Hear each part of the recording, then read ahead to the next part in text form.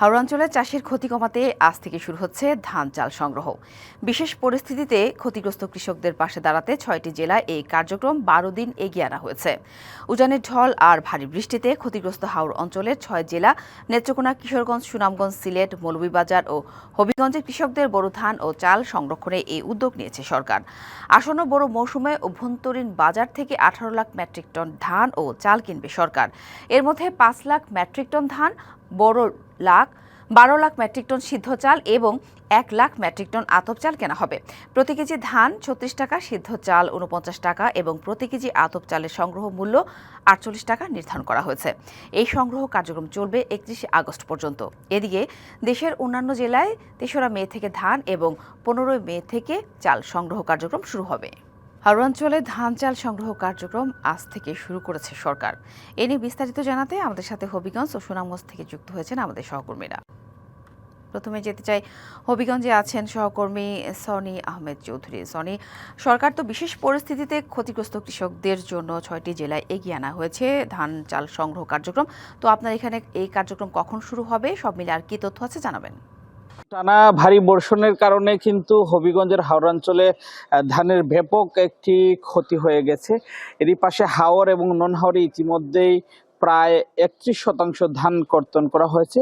অবশিষ্ট যে ৬৯% ধান সেগুলো কিন্তু এখনো মাঠে রয়ে গেছে। আমরা আসলে ধান সংগ্রহের কার্যক্রমের ব্যাপারে আমরা কথা বলেছিলাম হবিগঞ্জ জেলার যিনি ভারপ্রাপ্ত খাদ্য নিয়ন্ত্রক আছেন জ্যোতি বিকাশ ত্রিপুরার সঙ্গে। তিনি যেমনটি জানিয়েছেন যে হবিগঞ্জ জেলায় ৮,০৯০ মেট্রিক টন ধান তারা আজকে থেকে সংগ্রহ করা শুরু করবেন। প্রান্তিক পর্যায়ের যারা কৃষক আছেন তাদের কাছ থেকে মূলত এসব ধানগুলা সংগ্রহ করা হবে। বিশেষ করে যেই কৃষকরা নির্বাচিত হবেন তাদেরকে অ্যাপসের মাধ্যমে, অর্থাৎ কৃষকের অ্যাপস নামক একটি অ্যাপস রয়েছে, সেই অ্যাপসের মাধ্যমে আবেদন করতে হবে। পাশাপাশি কৃষি বিভাগ থেকে ক্ষতিগ্রস্ত কৃষকদের একটি তালিকা সরবরাহ করা হবে।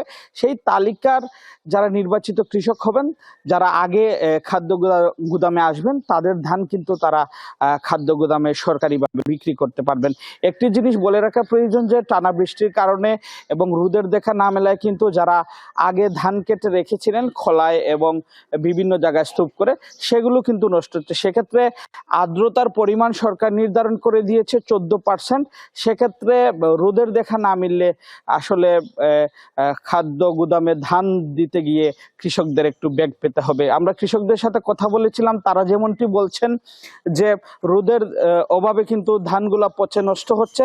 পাশাপাশি সঠিক তালিকা নির্ণয় করে যাতে সরকার তাদের কাছ থেকে ধান সংগ্রহ করে, এমনটাই তারা দাবি করেছেন। তো হবিগঞ্জে কখন নাগাদ ধান সংগ্রহ শুরু হবে এ বিষয়ে আনুষ্ঠানিকভাবে আমরা এখনো তথ্য পাইনি, তবে আজকে থেকে ধান সংগ্রহ শুরু হচ্ছে বলে খাদ্য বিভাগ থেকে আমরা জানতে পেরেছি। ধন্যবাদ সনি।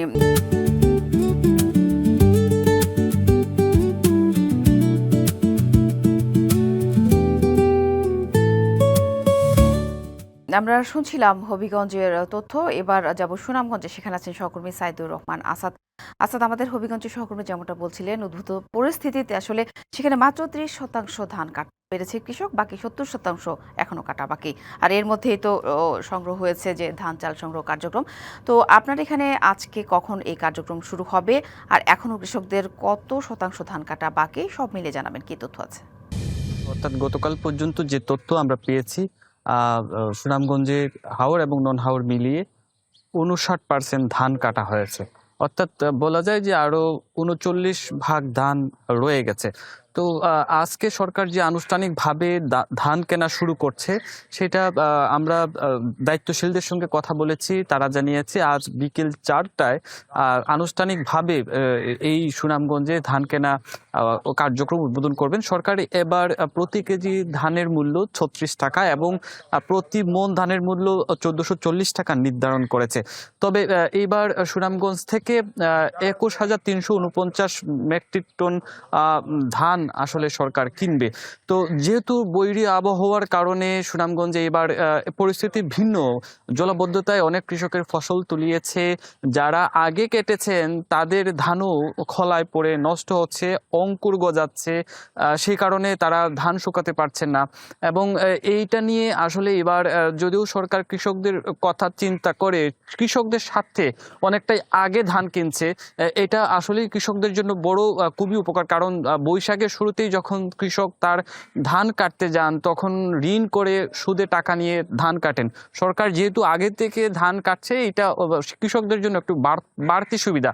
তবে এবার সুনামগঞ্জে ভিন্ন পরিস্থিতির কারণে কৃষকদের চিত্র যেহেতু ভিন্ন, এবার সরকারের যে ধান এবং ধানের যে লক্ষ্যমাত্রা সুনামগঞ্জে সেটি পূরণ হবে কিনা সেটা নিয়েও আসলে কিছুটা শঙ্কায় রয়েছে, যেহেতু অনেক কৃষকের ধান নষ্ট হয়ে গেছে এবং যারা এখনো কেটেছেন এবং খলায় রয়েছে যে ধানগুলো, সেগুলো রোদের অভাবে শুকাতে পারছেন না।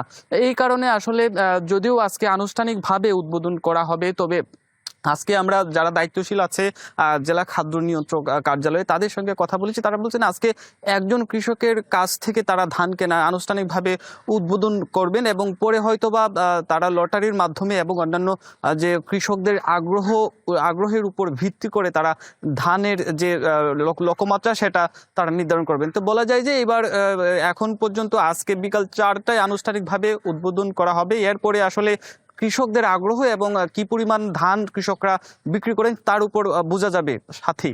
আসাদ, ধন্যবাদ আপনাকে।